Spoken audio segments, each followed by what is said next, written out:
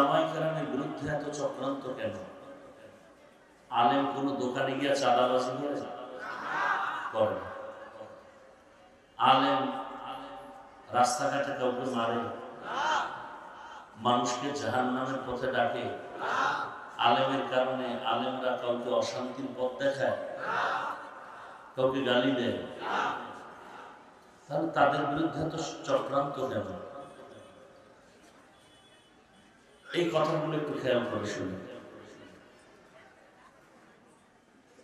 কিয়ামত পর্যন্ত আর এক সেকেন্ডের জন্য জমিনে রাসূল এসে কথা বলবেন না, বয়ান করবেন না।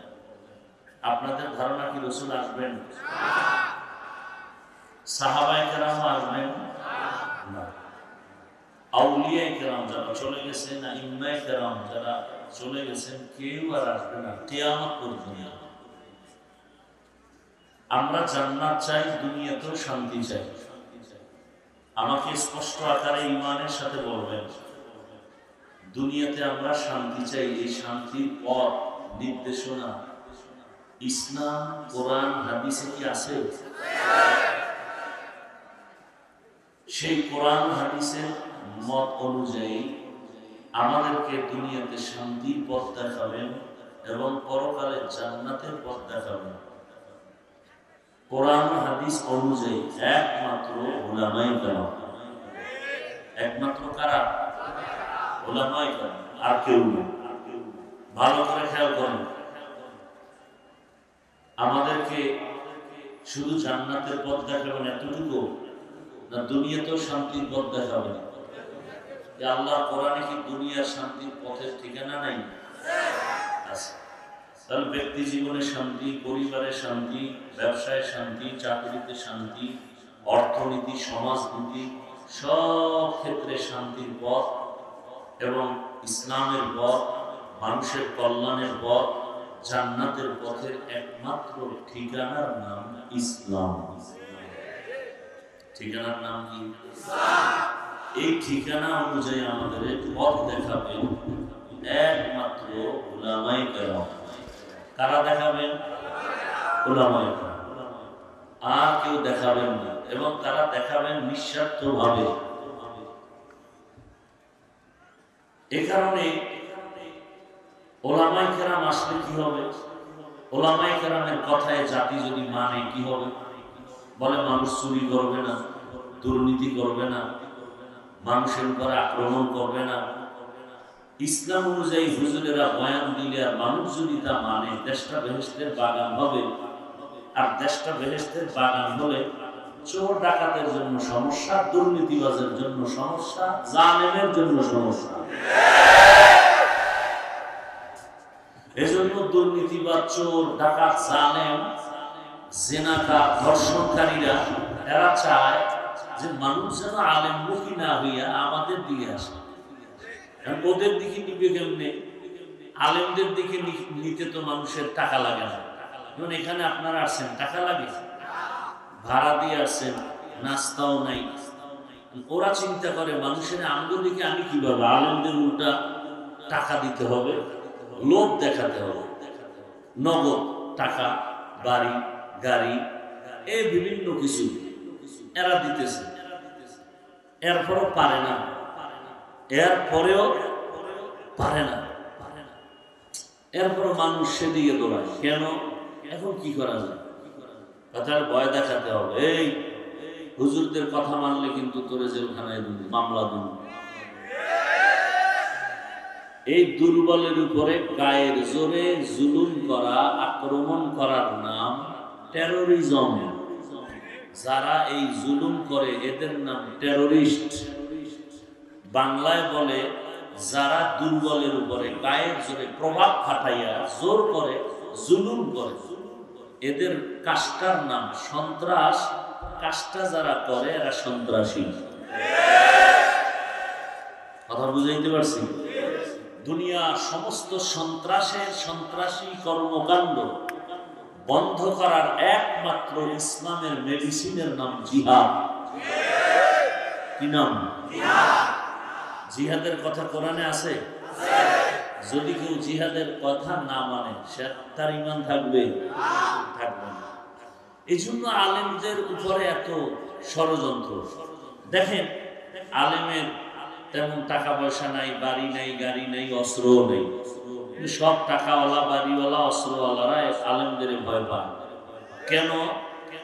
আলেম যদি আজকে হাতে হাত রাইখা, যেমন আজকে ঢাকাতে এক সমাবেশ হয়েছে গণভোটের উপরে, শুনছেন না?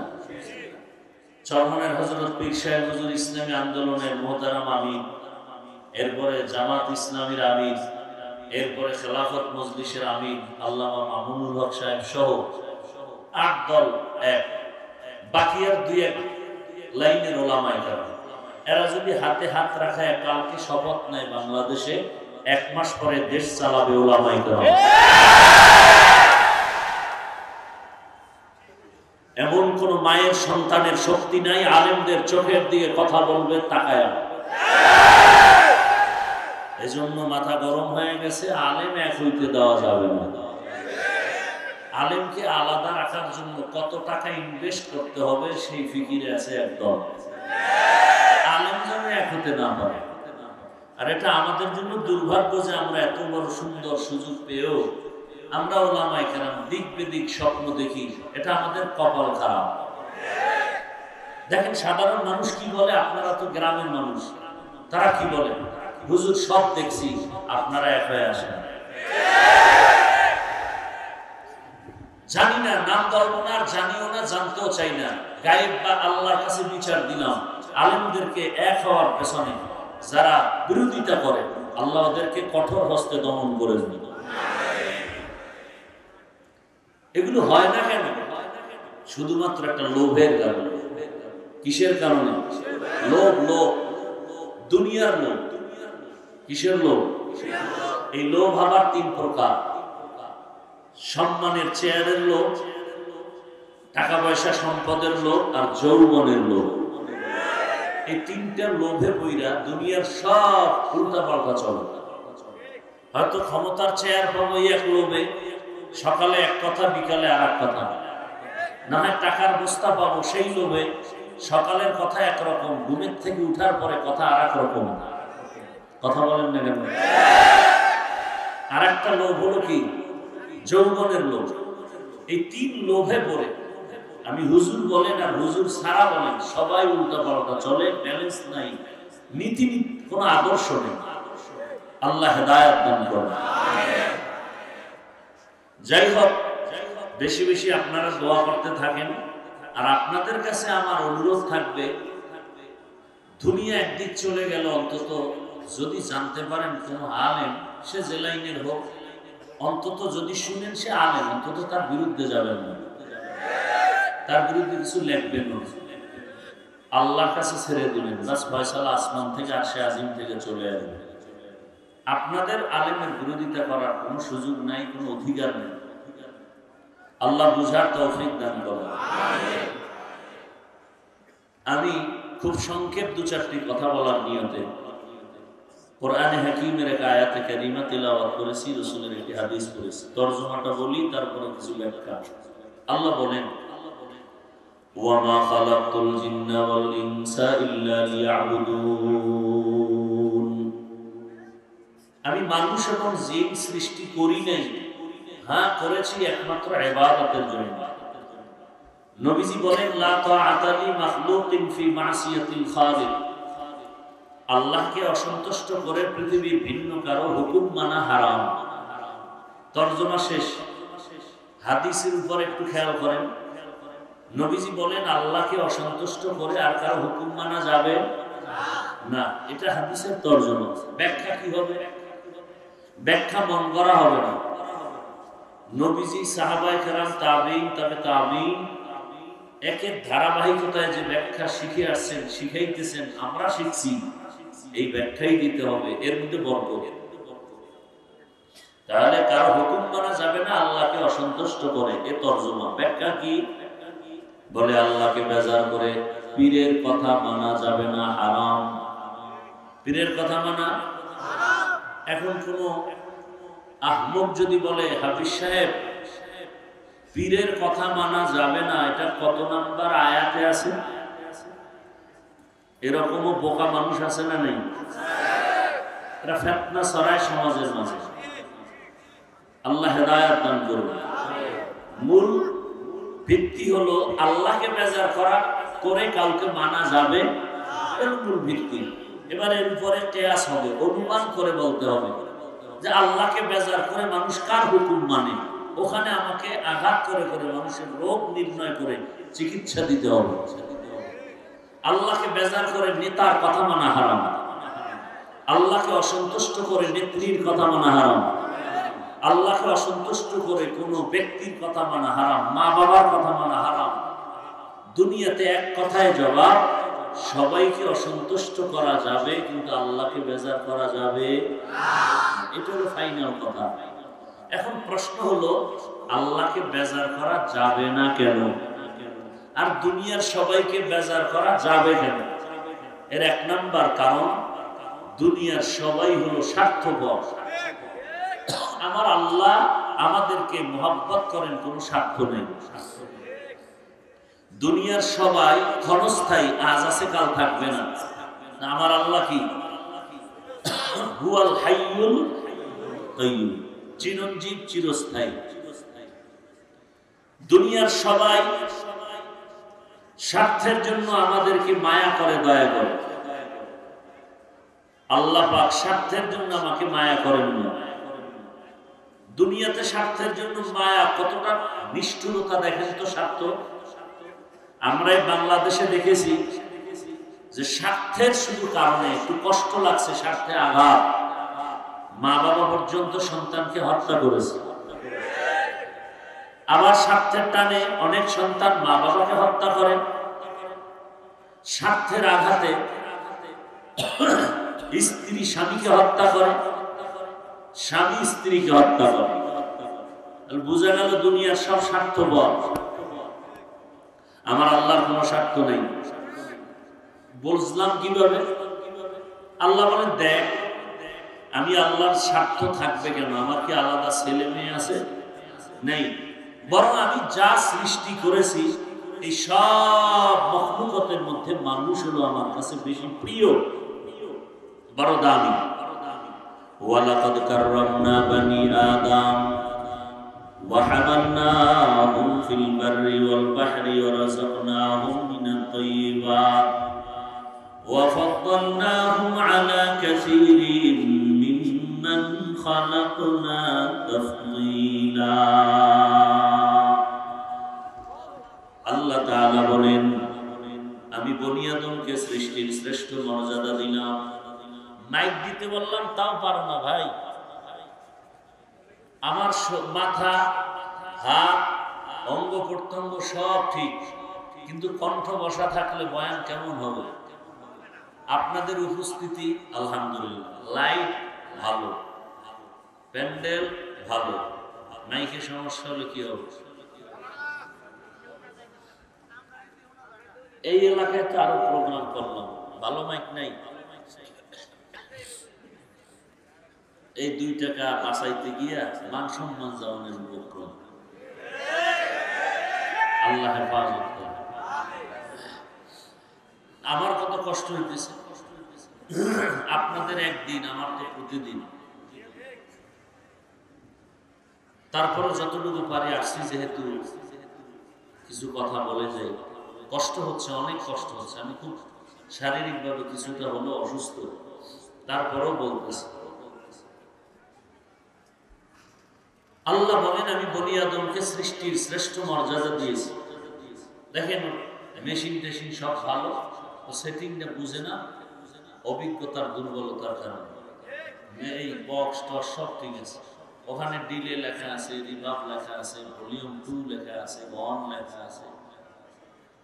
এ বিষয়ে অভিজ্ঞতা না থাকলে শুধু ওই ভলিউমগুলো মোড়াইব, আরো উল্টা পাল্টা হয়ে যায়। তো বনি আদম বড় দামি। আল্লাহ বলেন, আমি এদের জন্য জমিনে চলার রাস্তা করলাম, পানির মধ্যেও চলার ব্যবস্থা করে দিলাম। দুনিয়াতে সব প্রাণীরাই চলে, তার আলাদা রাস্তা আছে। সাপ চলে, তার রাস্তা আছে। ব্যাঙ চলে, রাস্তা আছে। বাঘ, ভল্লুক চলে, ওদেরও রাস্তা আছে। পিপিলিকা চলে, তারও কি আছে? রাস্তা আছে। এই যে উপরে বিমান চলে, বিমান চলে না, হাওয়ার মধ্যে চলে, টোটালটা বাতাসের উপরে নির্ভর। কুদরত কার? আল্লাহ। কিন্তু ওদের চলার কি আছে? রাস্তা আছে। রাস্তা হারিয়েই বিমান নিখোঁজ হয়ে গেছে। সামনে মনিটর আর কিচ্ছু না, আর ওদের পথ রাস্তা। এজন্য রাত্রে দেখবেন বিমান চলতে গেলে সামনে এরকম লাইট আছে, লাইট। আল্লাহ বলেন সব প্রাণীর চলার রাস্তার তুলনায় মানুষের চলার রাস্তা এতটা পিওর, এতটা ভালো আমি আল্লাহ তৈরি করেছি। আর কারোর জন্য এমন সুন্দর রাস্তা দেই নাই। মানুষের আমি আল্লাহ খানার আয়োজন করেছি। পিপিলিকার খানা আমি দেই, জঙ্গলের হাজারো প্রাণীর খানা আমি দেই, নদীর মধ্যে হাজারো ধরনের মাছকে খাওয়া। আল্লাহ বলেন আমি উড়ন্ত পাখির খানাটাও আমি ব্যবস্থা করি। কিন্তু মানুষের জন্য যে খানার আয়োজন করেছি, এই রকম সুন্দর পিওর সুস্বাদু খানা কোন প্রাণীকে আমি দেই নাই। সব মানুষের জন্য। সূর্য বানাইলাম মানুষ তোমার জন্য, চাঁদের আলো তোমার জন্য। আল্লাহর নবী বলেন আদ-দুনিয়া খুলিকাত লাকুম ওয়া আন্নাকুম খুলিকতুম লিল আখিরাহ। দুনিয়ার সব মানুষের গোলাম, আর একমাত্র মানুষ আল্লাহ বানাইলেন আল্লাহর গোলাম। দুনিয়ার মানুষ তুমি আল্লাহকে তালাশ করো, দুনিয়ার সব কিছু তোমাকে তালাশ করার জন্য পাগল হয়ে যাবে। তুমি আল্লাহর গোলামি করো, সূর্য তোমার গোলাম হয়ে যাবে। তুমি আল্লাহর গোলাম হও, জঙ্গলের বাঘ তোমার গোলাম হয়ে যাবে। তুমি আল্লাহর গোলাম হয়ে যাও, দুনিয়ার পানি তোমার গোলাম হয়ে যাবে। নদীর মধ্যে পানি নাই বহু বছর ধরে, শুকনা নদী। এলাকার সবাই চলে গেলেন, জমানার বড় আল্লাহওয়ালা। পুরা অঞ্চলের মধ্যে এত বড় আল্লাহওয়ালা নাই, এলাকার সবাই চলে গেলেন। হযরত আমাদের জন্য ব্যবস্থা করেন, নদীর মধ্যে পানি নাই, বহুদিন ধরে নদী শুকনা। আল্লাহর পেয়ারা বান্দা ওলিয়ে কামেল একটা চিঠি লিখলেন। চিঠির মধ্যে কি লিখছেন আল্লাহ জানেন আর সে জানেন। এলাকার লোকজনকে বলে দিলেন। আল্লাহ পাক মুহাব্বত করে ওই বান্দার অন্তরের মধ্যে একটা রাস্তা বাতায় দিলেন, আর বললেন যাও ভাই, এই চিঠিটা নদীর মধ্যে ফেলে দাও। এলাকার সবাই চিঠি নিয়ে শুকনা নদীর মধ্যে যখন ফেলে দিল, সাথে সাথে বহু বছরের শুকনা নদীর মধ্যে পানির জোয়ার শুরু হয়ে গেল। সুবহানাল্লাহ বলছেন, কতজনের নাউজুবিল্লাহ বলার জন্য অপেক্ষায় আছে। বলে এটা কেমন গাঞ্জাখুরি কথা। অনেক বছরের শুকনা নদীর মধ্যে চিঠি লেখছে, কে চিঠি লেখলো আর পানি আসলো, এটা কেমন কথা। একজনে জিগায় কামড়া গড়াই লোকে, কথার কথা একজনে কয় তাবলীগের এক মুরব্বী, কয় কাফের। না না না না, তাবলীগের মুরব্বী না, কে ঘটাইলো? বলে চরমনের একজন বড় আল্লাহর ওলি, কয় সে ডবল কাফের। কয় না তারাও না, তো ঘটাইলো কেই কাম। কয় দেওবন্দি একজন আলেম, কয় ট্রিপল কাফের। কয় না কেউ না। কয় তা কে ঘটাইছে বল। কয় ইতিহাসের পাতা উল্টা, উল্টাইতে উল্টাইতে উল্টাইতে গিয়া দেখে কেউ না। এ জমিনের একজন বাদশাহ, এ জমিনের একজন পিওর মানুষ, রাসূলের হাতে গড়া সাহাবী ওমর ফারুক রাদিয়াল্লাহু তাআলা আনহু। এখন কাফের বলবা, সাহস থাকলে বইল আনবো সামনে, কল্লা ছিঁড়ে ফেলা হবে ইনশাআল্লাহ। সাহাবায়ে কেরামের বিরুদ্ধে যারা কথা বলবে, এদের সাথে কখনো আমাদের আপোষ করা যাবে না। আল্লাহ হেদায়েত দান করুন। ভাইরা আমার, তবে ভাগ্যের নির্মম পরিহাস, এমন একটা সোনার বাংলায় জন্ম নিলাম, এমন একটা যুগে যেই সময় আমার দেশে দাঁড়ায় টুপি মাথায় দিয়া পাগড়ি লাগায়া ওমরের গালি দেওয়ার মতো লোক আছে। ওমরে ফারুককে বলে তুমি নাকি বেদাতি ভণ্ড। আমি বলবো তোর 14 গোষ্ঠী ভণ্ড। ইলমে রা'ই'জাজ করদান বেহিসাব, ইলমে রা'ই'জাজ করদান বেহিসাব, খলকে রাদাতান জওয়াবে বাসওয়াফ আপনা দার, দোস্তে খলকা জারেরা নিস্তে ই খসলত একি দিন দারেরা। দুনিয়ার সবাইকে বেজার করা যাবে, কাকে যাবে না? কেন? আমার আল্লাহ হলেন আমার আসল, আল্লাহ হলেন আমার আপন। আল্লাহর মতো আমার আপন কেউ নাই। মা আমার আপন, বাবা আমার আপন। স্বার্থে আঘাত লাগলে মামলা দেয়, মেরে ফেলে, ভালো নজরে তাকায় না। এমনকি কেমন দেশে জন্ম নিয়েছিল জাতি, ভুলে যাইও না।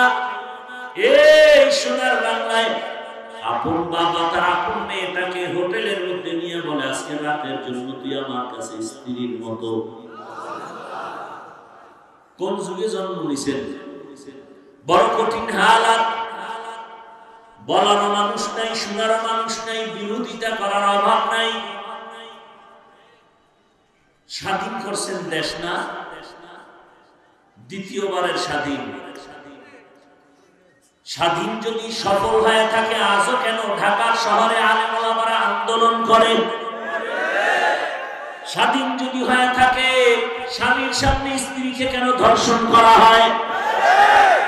স্বাধীন যদি সফল হয়ে থাকে, বাবার সামনে তার মেয়েকে কেন ধর্ষণ করা হয়?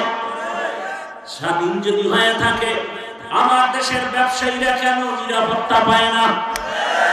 স্বাধীন যদি হয়ে থাকে, চাকরির স্যালারি কেন বাকি থাকে? এখনো কেন গুলি বিদ্ধ হয়, আমার মানুষ মরে? বুঝা গেল স্বাধীন সফল হয় নাই। আল্লাহর জাতের কসম, নতুন ভাবে আর একটা স্বাধীন করতে হবে, তৈরি হও। ওই স্বাধীন যেদিন হবে সেদিনের দেশ বেহেশতের বাগান হবে। আর ওই স্বাধীন হবে একমাত্র ইসলামের স্বাধীন।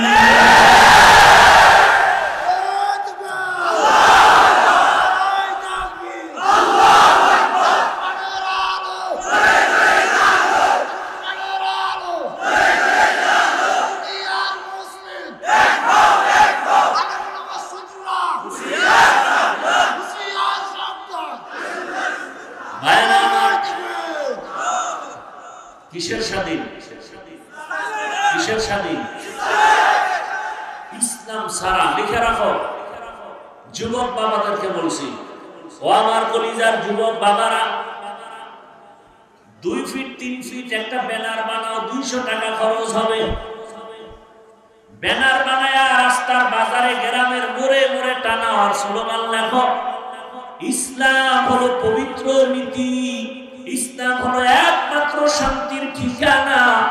যতদিন পর্যন্ত এই জমিনে ইসলাম কায়েম হবে না, ততদিন পর্যন্ত চাপাবাজি চলবে, জমিনে শান্তি কেউ দেখবে না।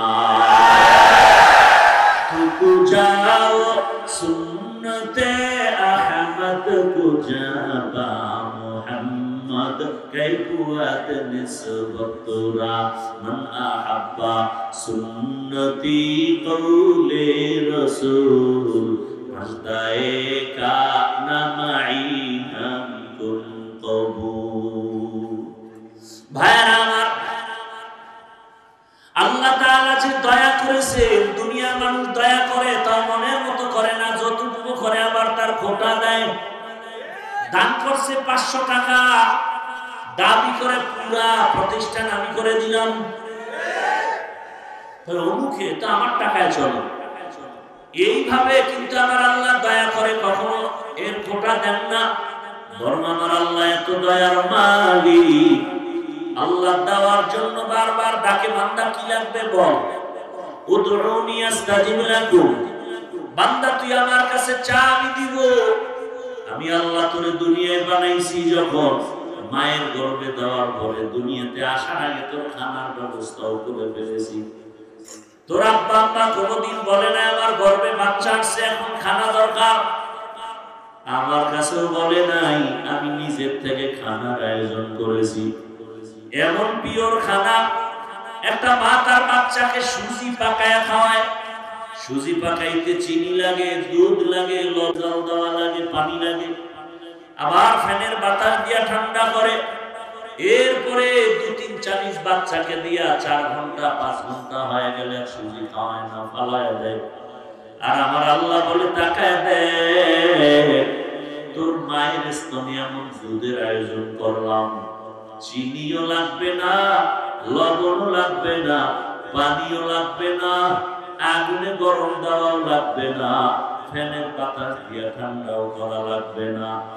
2 বছর পর্যন্ত মায়ের স্তনের দুধ পান করবি, একটা সেকেন্ডের জন্য তোর খানা নষ্ট হবে না। এরে বান্দা, তুই দুনিয়াতে আসতেছ, আসার পরে এখন তোর কান্না ছাড়া কোনো ভাষা নাই। তুই মাকে মা বলে ডাকবি দূরের কথা, তুই মা চিনই না তোর মাকে। কিন্তু আমি আল্লাহ তোর ওই কান্নার আওয়াজের দ্বারা তোর মনের সব আশা পূরণের রাস্তা করে দিলাম। তোর কান্না দিয়ে তুই কখন কি চাও, আমি আল্লাহ তোর মায়ের মধ্যে একটা চুম্বক লাগায় দিলাম, রাডার লাগায় দিলাম। দুনিয়ার কেউ তোর কান্নার ভাষা বুঝে না, শুধু মা বুঝে। তোর কান্না দিয়ে এখন ক্ষুধা লাগছে বলতে পারো না, কিন্তু মা ঠিকই বুঝে ফেলছে তোর কান্না এখন খানা চায়। মা দৌড়ায় তোর কান্না দেখে খানা খাওয়ায় দিল। এবার 5 মিনিট বাচ্চা খেলাধুলা করে আবার কান্না শুরু করে ফেলেছে। আব্বা জান কয় বাচ্চা কাঁদে কেন, খানা দাও। মা বলে 5 মিনিট আগে খানা দিয়েছি তো আবার কাঁদে কেন। মা বলে তুমি বুঝবা না ওর কান্নার ভাষা। এখন ওর কান্নার একমাত্র কারণ ঘুমাতে চায়। বাচ্চা ঘুমের আগে কান্না করে। আল্লাহ বলে তাকায় দে, আমি আল্লাহ কত দয়া করে তোরে বানাইছি। আমি আল্লাহ তোরে দুনিয়াতে পাঠানোর পর দাঁড়াইতে পারো না, দাঁড়াবার ক্ষমতা দিলাম। বড় হয়ে গেছে, এখন অন্য তরকারি খাবি, দুনিয়ার খানা খাবি, দাঁত লাগতে পারবি না। তোর আব্বা মা কোনোদিন বলে না আল্লাহ আমার সন্তান দিলা, দাঁত দিলা না কেন? তোর মা বাবা চায় নাই, তুইও চাও নাই। সময় মতো আমি আল্লাহ উপরের পাটিকে বললাম নিচের দিকে দাঁতগুলো বড় হ, নিচের পাটির দাঁতকে বললাম উপরের দিকে বাড়তে থাক। উপরের মারির দাঁতগুলো নিচে আসে, নিচের পাটির দাঁত উপরে বাড়ে। 2 দিক থেকে বাড়তে বাড়তে একটা লেভেল পজিশনে আসা মাত্র আল্লাহ বলেন স্টপ। আল্লাহ বলেন আমি যদি আবার থামায় না দিয়ে দাঁত বাড়তেই থাকে, উপরেরটা নিচের দিকে যাবে, নিচেরটা উপরের দিকে ক্রস হয়ে যাবে। আল্লাহ বলেন সময় মতো আবার আমি থামায় দিলাম, তবে দাঁতের পাওয়ার কম। তোর মা বাবাই বলেন আল্লাহ কম পাওয়ারের দাঁত দিলা কেন, ফুল পাওয়ারেরটাই দাও ফালায়া। সময় মতো আমি এই দাঁত ফালাইয়া আবার ফুল পাওয়ারের দাঁতটা তোরে দিয়ে দিলাম। আমি মাওলার মতো একজন দয়ার মালিক আর পাইছো কিনা বলো?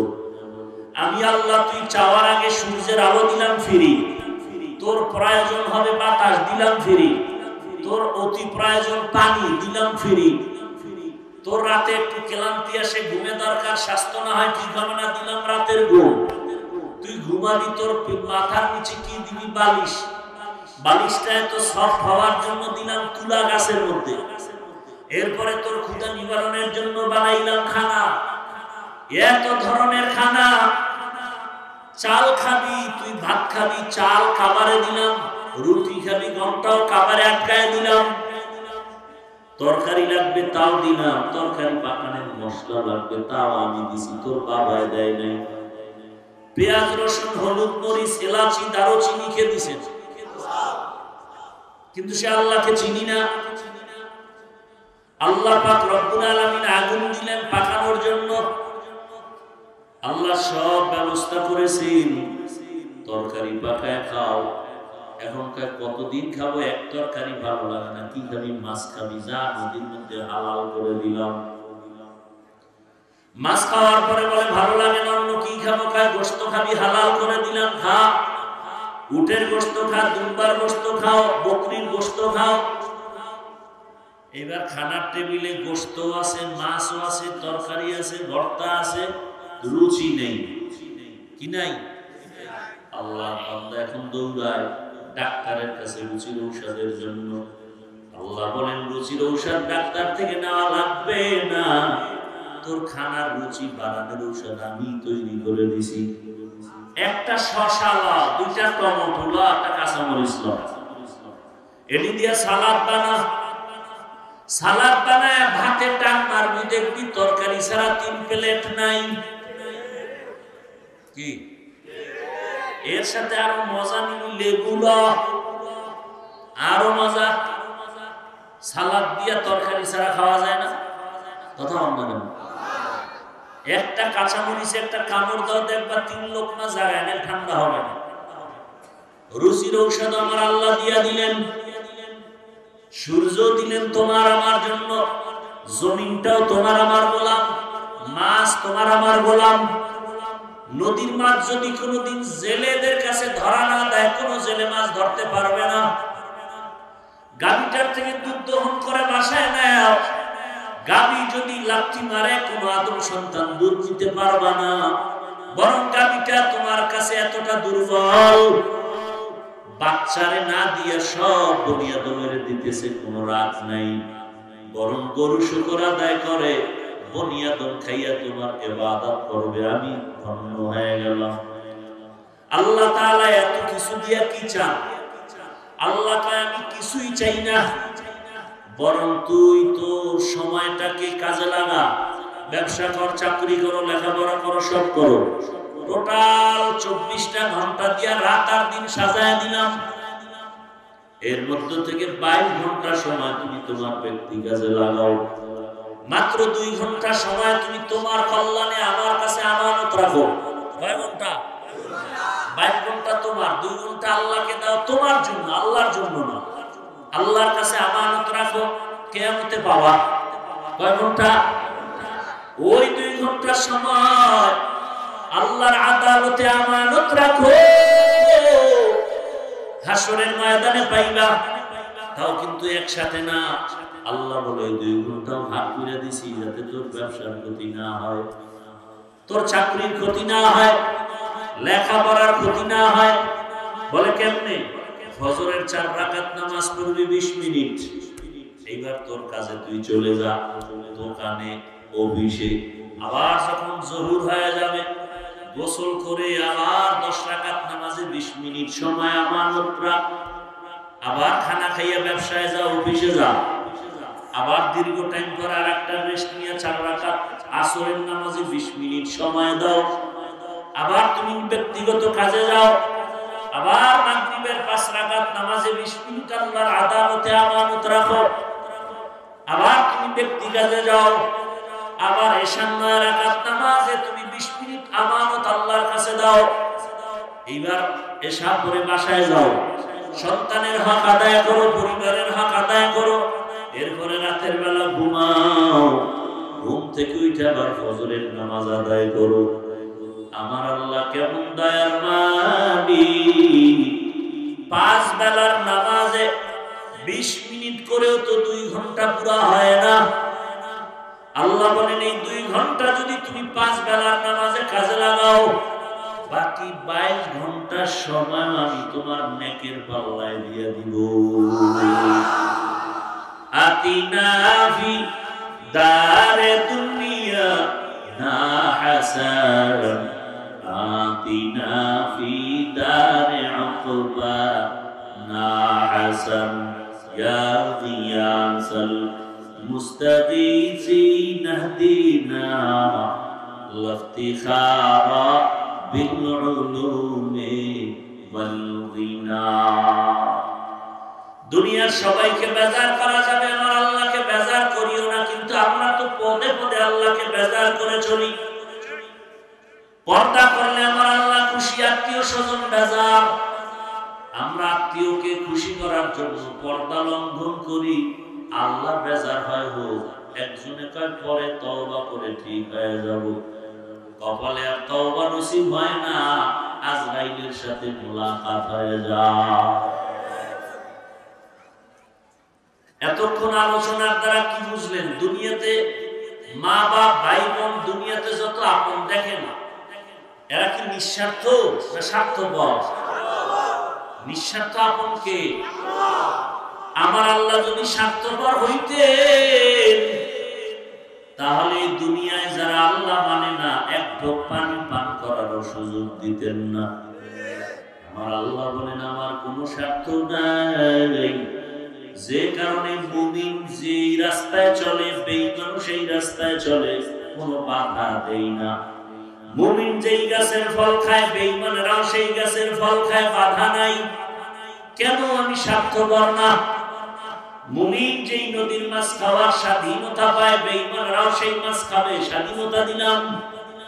কিন্তু ফলাফলের বলায় দেখা যাবে কারা জান্নাতি কারা জাহান্নামী। জিंदगी में बंदगी तू करना है, जिंदगी में बंदगी तू करना है, जिंदगी में बंदगी शर्मिंदा है, जिंदगी में बंदगी शर्मिंदा है। यहाँ हम सब मुसाफिर दिल ना लगा, अहले दिल की नजर से रूह करता जा, यहाँ हम सब मुसाफिर दिल ना लगा, अहले दिल की नजर से रूह करता जा, शाह दौलत सब फकीर घर नेक नेहे, शाह दौलत सब फकीर घर नेक नहीं, जिंदगी में बंदगी तू करना है, जिंदगी में बंदगी तू करना है,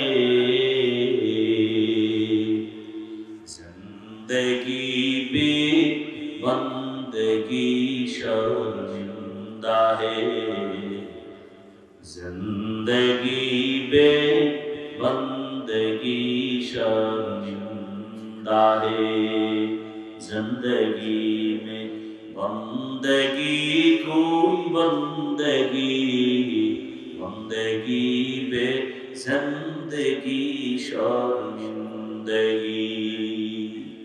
भाइरा আমার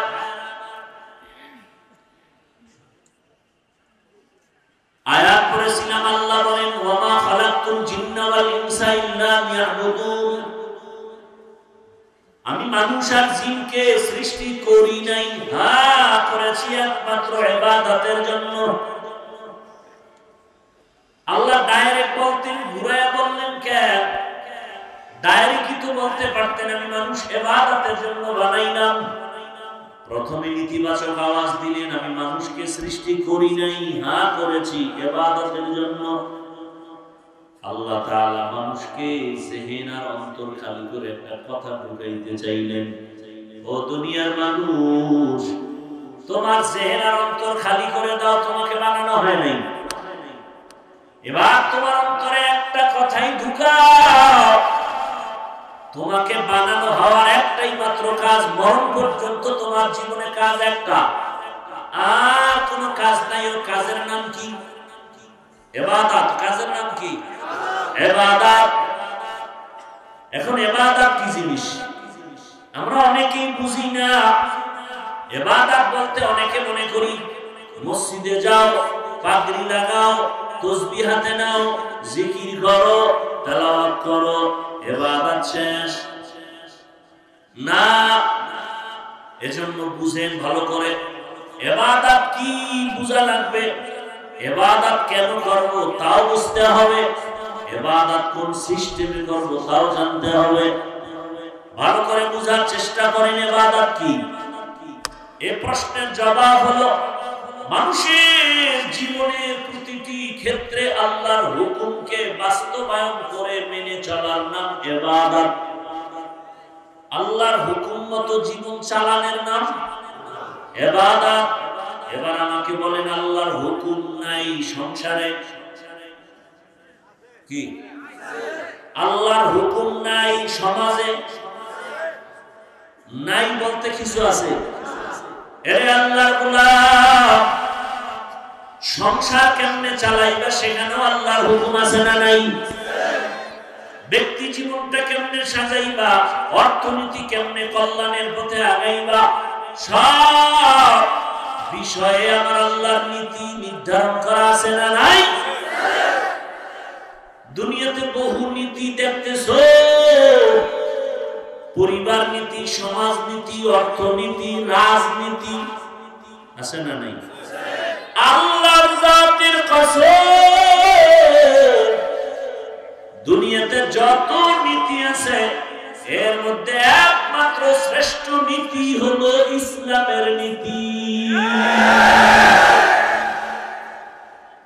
পরিবার নীতি আছে, ইসলামের থেকে একটাও শ্রেষ্ঠ না। সমাজ নীতি ইসলামের থেকে শ্রেষ্ঠ না। রাষ্ট্রনীতি ইসলামে আছে না নাই? আছে, মানে সব নীতির থেকে শ্রেষ্ঠ। আমরা বুঝি না অর্থনীতি, ইসলামের অর্থনীতি শ্রেষ্ঠ অর্থনীতি আমরা বুঝি না, জানি না। এজন্য ইসলাম নিয়ে গবেষণা করা দরকার, স্টাডি করা দরকার। এ কারণে আমি একটু আগে বলেছি ইসলাম ছাড়া জমিনে শান্তি আসবে না। ইসলাম কি বলে জানেন? একজন মুসলিম আর একজনের সাথে দেখা হলে কি দিবে? বলেন সালাম। কি বলবে? আসসালামু আলাইকুম। অর্থ কি? সালাম মানে কি? শান্তি। তোমার উপরে শান্তি বর্ষণ হোক। সে আমাকে কি বলবে? ওয়া আলাইকুমুস সালাম। তোমার উপরে শান্তি বর্ষণ হোক। দুই দিক থেকে যখন সালাম চলবে আর শান্তি আসবে না? শান্তি আর শান্তি। ইসলাম বলে, এই বড়রা ছোটদের মায়ার নজরে দেখো, ও ছোটরা বড়দের শ্রদ্ধা সম্মান করো। আল্লাহর কসম, আমার দেশের সব বড়রা যদি ছোটদেরকে মায়ার নজরে দেখে কোনদিন বেতন মারবে না। কথা বলেন না? গরিবের বেতন মারবে। আবার আমার দেশের সব ছোটরা যদি বড়দেরকে সম্মানের নজরে দেখে কোনদিন বড়দের সাথে বেয়াদবি করবে না। ইসলাম বলে কর্মচারী কাজ করে ঘাম ঝরার আগে বেতন দিয়া দাও। কর্মচারীর বেতন যদি আগে দিয়ে দেয় কর্মচারী খুশি না বেজার? এখানে আর কোনো অশান্তি হবে না, আন্দোলন হবে না, শান্তি। এরে আল্লাহর বান্দারা, ইবাদত হলো আল্লাহর হুকুম জীবনের প্রতিটি পরতে পরতে মেনে চলার নাম ইবাদত। ইবাদত কেন করব? একমাত্র আমার রবের সাথে হবে মুলাকাত, বিনিময় পুরস্কার পাবো জান্নাত। ইবাদত কেন করব? রবের মুলাকাত। আমার রব, আমি যার ইবাদত করি, যে আমারে বানাইলেন তিনি আমার রব।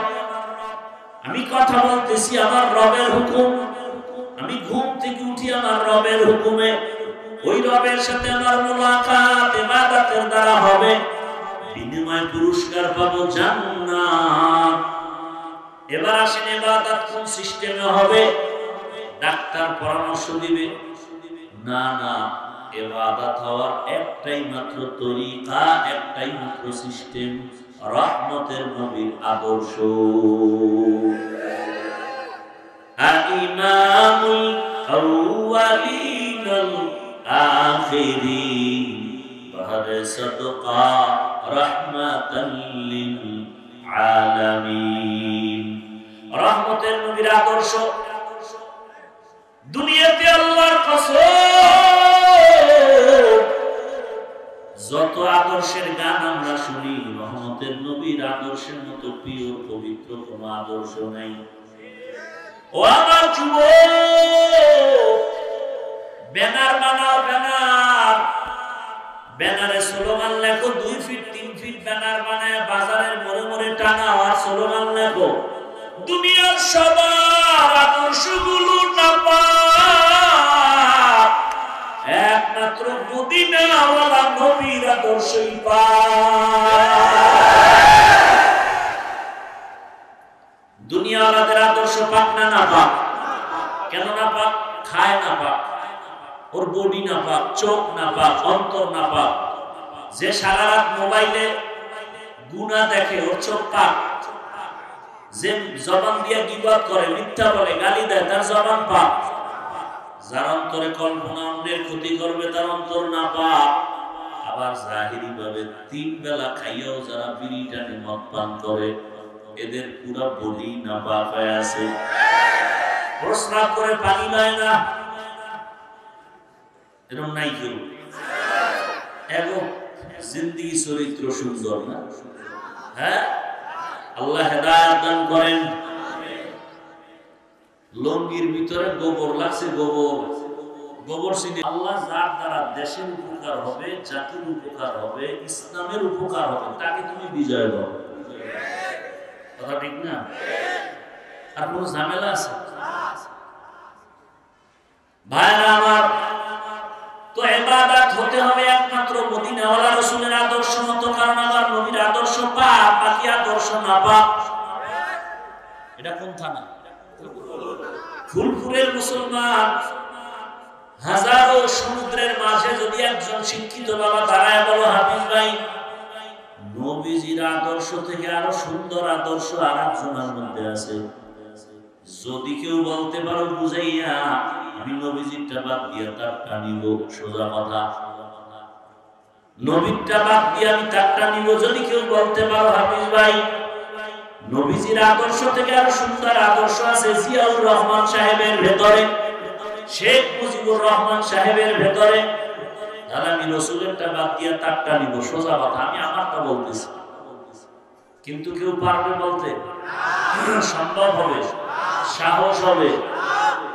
দুনিয়াতে আরো বহু আদর্শ। আব্রাহাম লিঙ্কনের গণতন্ত্র, মাও সেতুনের আদর্শ, লেনিনের আদর্শ, কার্ল মার্ক্সের আদর্শ, প্লেটোর আদর্শ, এক কথায় জবাব, দুনিয়ার সব আদর্শ না পাক, মদিনাওয়ালা রাসূলের আদর্শই পাক। নবীর আদর্শের মধ্যে গালি নাই, নবীর আদর্শে গীবত নাই, নবীর আদর্শে কোনো মিথ্যা বলার সুযোগ নাই।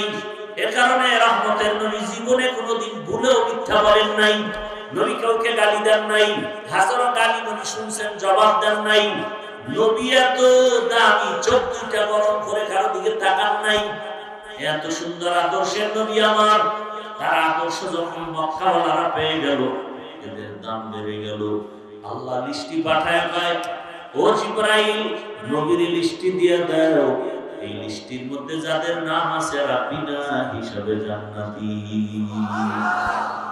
ও ফুলপুরের মুসলমান বাবারা, আমার যুবক, পর্দার মা বোনেরা, বৃদ্ধ বাবাজিরা, বিনয়ের সাথে বলবো, আমার রাসূলের আদর্শ মাথায় লাগাও। নবীর আদর্শের মালা গলায় লাগায় ডাক্তার হও, দেখবা সম্মান বেড়ে যাবে। নবীর আদর্শের মালা গলায় পরে তুমি ইঞ্জিনিয়ার হও, দেখবা সম্মান বেড়ে যাবে। নবীর আদর্শের মালা গলায় পরে নামাজ পড়ো, মা বাবার দোয়া নাও, শিক্ষকের দোয়া নাও, আলেমের দোয়া নাও, দেখবা তুমি ডিসি হলে সম্মান বেড়ে যাবে, এসপি হলে সম্মান বেড়ে যাবে। এখন দেখো ও যুবক বাবারা, তোমার মতো যুবক রাস্তায় গাড়ি চালায়, জেনারেল লাইনে, জীবনে আরবি পড়ে নাই, মাদ্রাসায় যায় নাই, তাকায় দেখো স্কুল কলেজে পড়ে, নামাজও পড়ে নাই, র‍্যাব আর্মি পুলিশ বিডিআরের চাকরি করে, নামাজ পড়ে। তুমি নিজের বিবেক থেকে জবাব দাও, তুমি পারো না কেন? তোমার কপাল কেন খারাপ? তোমার মতো যুবক র‍্যাব, আর্মি, পুলিশ, বিডিআরের চাকরি করিয়াও নামাজ পড়ে, শ্রমিকের কাজ করে নামাজ পড়ে, কৃষি কাজ করে নামাজ পড়ে, নদীর মধ্যে মাছ ধরে নামাজ পড়ে। বলো তুমি পারো না কেন? তোমার কপালে কার বদদোয়া লাগাইছো বলো রে বাবা? ব্যবসা করে তোমার মতো জেনারেল মানুষ নামাজ ছাড়ে না, চাকরি করে নামাজ ছাড়ে না, নাই? তুমি কেন পারো না রে বাবা? কিসের অভাব? কি কারণে বলো? তোমার চোখের সামনে আমরা টুপি লাগায় চলি, দাড়ি রাখলাম, নামাজ পড়ি, পর্দা করি, হালাল খাই, গালি দেই না, পায়ে ধরে ধরে বুঝাই। বলো তোমার চোখের সামনে নবীর আদর্শ মানার কারণে আমরা কি অসম্মানে আছি? না খাইয়া পড়ে গেছি? না না, ইতিহাস ভুলে যাইও না, করোনার কথা ভুলে যেও না। স্কুল বন্ধ, কলেজ বন্ধ, চাকরি বন্ধ, ফ্যাক্টরি বন্ধ, গাড়ি বন্ধ, ব্যবসা বন্ধ, একটা কোরআনওয়ালা মাদ্রাসাও বন্ধ হয় নাই। চোখের সামনে দেখছো, মানো না কেন রে বাবা?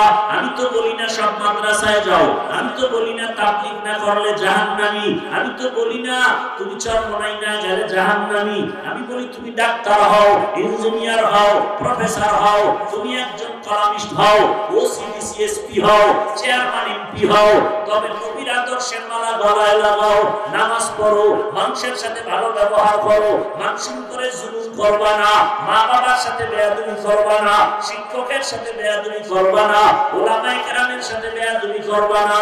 দেখো তুমি ডাক্তার হলেও সম্মান, ইঞ্জিনিয়ার হলেও সম্মান, এসপি হলেও সম্মান, চেয়ারম্যান হলেও সম্মান। আর বেয়াদবি করিয়া যদি ডাক্তার হও, নাসলিমা নাসলিমের মতো জুতা খেয়ে দেশ থেকে পালাতে হবে। অতএব অনুরোধ করে বলবো রে বাবা, নবীর আদর্শের মালা গলায় লাগাও।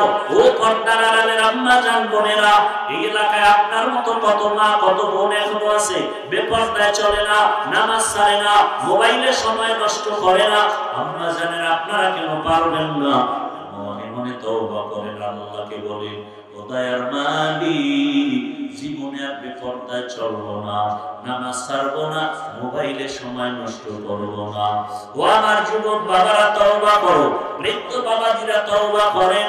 আপনার মতো কত বুড়ারা লাঠি নিয়ে মসজিদে গিয়ে 5 বেলার নামাজ পড়ে, আপনি কেন পারেন না? আল্লাহর কাছে মনে মনে তওবা করেন, হে আল্লাহ, জীবনে তো গুনাহ কম করি নাই। ও যুবক, মনে আশা লাগছে পার্কে যাওয়া গেছো, কারো পা থামানো নাই, মনে শখ আছে আশা পূরণের জন্য। কত রাত নামাজ ছাড়লা, কত রাত মোবাইল চালাইলা, কতবার দাড়ি কাটলা, এখনো কি আশা পূরণ হয় নাই? আর কতবার পার্কে গেলে তোমার আশা পূরণ হবে? আর কত রাত মোবাইল চালাইলে তোমার আশা পূরণ হবে? আর কতবার দাড়ি কাটলে তোমার আশা পূরণ হবে? আর কতদিন নামাজ বাদ দিলে বড় তোমার আশা পূরণ হবে? আর কতবার পার্কে পার্কে দৌড়াইলে আশা পূরণ হবে? এবং এটাও বলো তোমার হায়াতের বাকি আছে কয়দিন? চোখের সামনে লাশ, পানির নিচে যুবকের লাশ, গাড়ির নিচে যুবকের লাশ, বাইকের নিচে যুবকের লাশ, ঘুমের বিছানায় যুবকের লাশ। এই ঘুমের মধ্যে কি কেউ মরে না? যুবক যদি চিন্তা করতি, আমি যে ঘুমাইতেছি, যদি আর না উঠি, আজরাইল যদি এসে যায়, এই চিন্তা করে যদি যুবক ঘুমাইতি, জীবনে গানের তার কানের মধ্যে লাগায় ঘুমাইতে পারতাম না রে বাবা। হেদায়েতের মালিক আমার আল্লাহ, এখন সময় আছে, তওবা করো। মা বাবার সাথে বেয়াদবি করিও না, কপাল পুড়ে যাবে।